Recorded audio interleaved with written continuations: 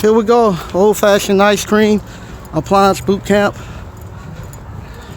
We're getting set up. This is something you can do, and I'll teach you how to do this with your actual pop-up tent. You can have actual pop-up container. You can do events like this. Hey, how you doing? Doing good. You have different vendors in here. You come on down. This is in Durham. And they're having a big Christmas thing with all the vendors.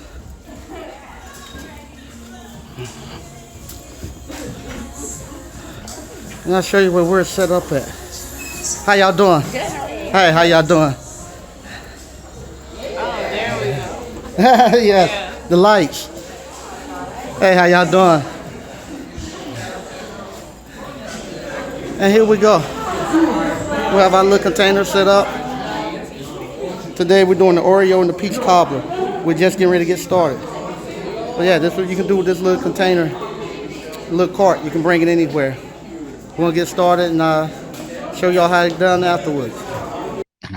As you can see, this is a response. Not too long ago, I was telling people about the joys of starting the ice cream parlor business, and I had a couple of people to come in and kind of dispute what I was saying, "Oh, you don't want to do it. This business model sucks during the winter time. You're not going to make any money."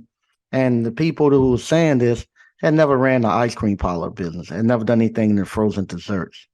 So I was trying to prove that it does work. You just have to know how you can sell during the winter time. We're now in our second year of running an ice cream parlor business, and I'm finding out different things. If I want to stay strictly in my actual brick and mortar parlor and wait for customers to come in, yes, my sales do kind of slow down a little bit, but it's still enough to warrant being open, and you still earn enough money. Comparably to going to a W-2 job, it's still a big W-2 job anytime. But the sales are going to be quite naturally different from the winter to the spring and summer because it's a seasonal business. But there's ways where you still can make a lot of money during the winter. And what I found out, especially during this time of year, during the holidays, there are all of these little shopping centers. They're actually doing like Christmas pop-ups for vendors. They actually make their own. They make their own products. I get invited to these quite a bit, and I can bring my little pull cart set up, and I can go out there. Usually, it's about a 3 hour event, and I can make 150, anywhere from 100 to 150 to $200 an hour. This one right here that we done just the other night, it was from 6 until 9 p.m. 6 p.m. to 9 p.m. a 3 hour window, and we made a little over about $400. I think total it came out to be like 465 that we made in that little 3 hour window, and it had about maybe 100, maybe 150 people come through there. We were super busy throughout the whole night. I had about in product and gas costs and everything to get there. I had about maybe at the most about $60 all in there. So I don't know many jobs you can go to as a W-2 that you're going to be able to make in 3 hours make over profit over $400. So that's what we done, and it's a good time to be out there. And doing this is actually a stress reliever, and it's fun because you out there, you're actually talking to people. People are having a good time. It's just like you're a part of the shoppers or part of the actual atmosphere. You're there. You get to go there, and it's just like you at a concert, just like you had a party. You're there amongst everybody, but you just serving your ice cream. And I truly enjoy it. What you see going on right now, I got the drawings back. I got the drawings back from my actual engineering. I had an engineering firm to come out. If you look what's going on here right now, you see the engineering firm. They out there looking at the container and what they done.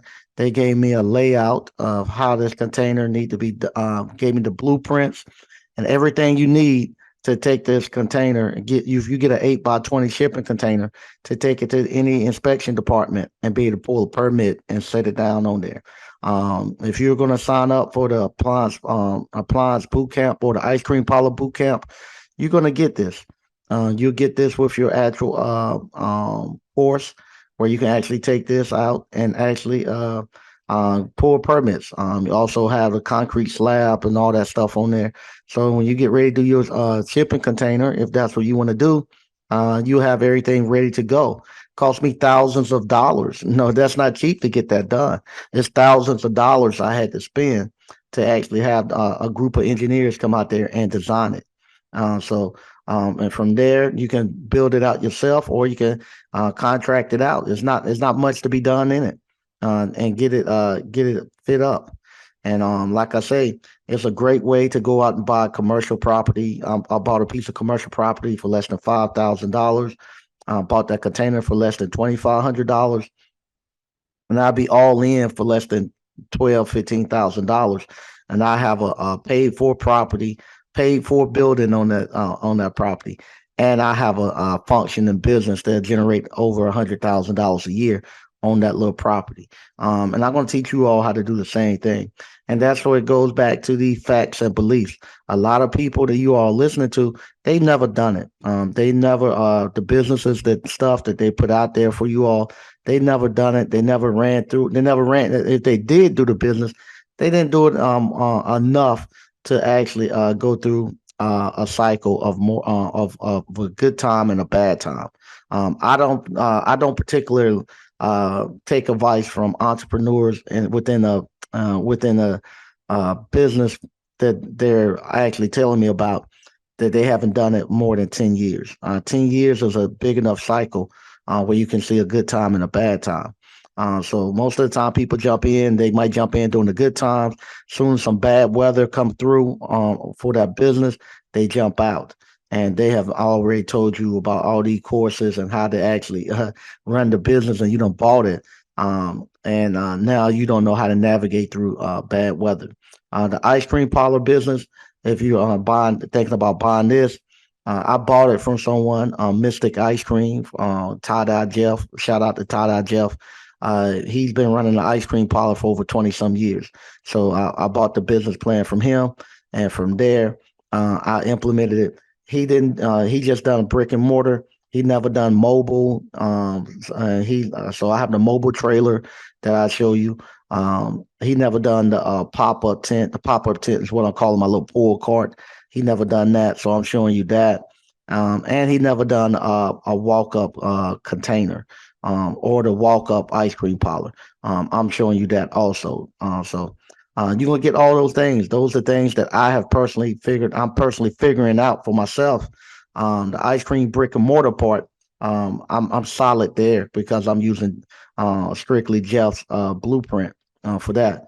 But the other stuff, I'm figuring it out. So far, it's working, and the combination of that brick and mortar, the mobile pop up tent, and I think with that walk up container and some of these underserved neighborhoods, it's gonna make for a deadly combination. They'll make you a true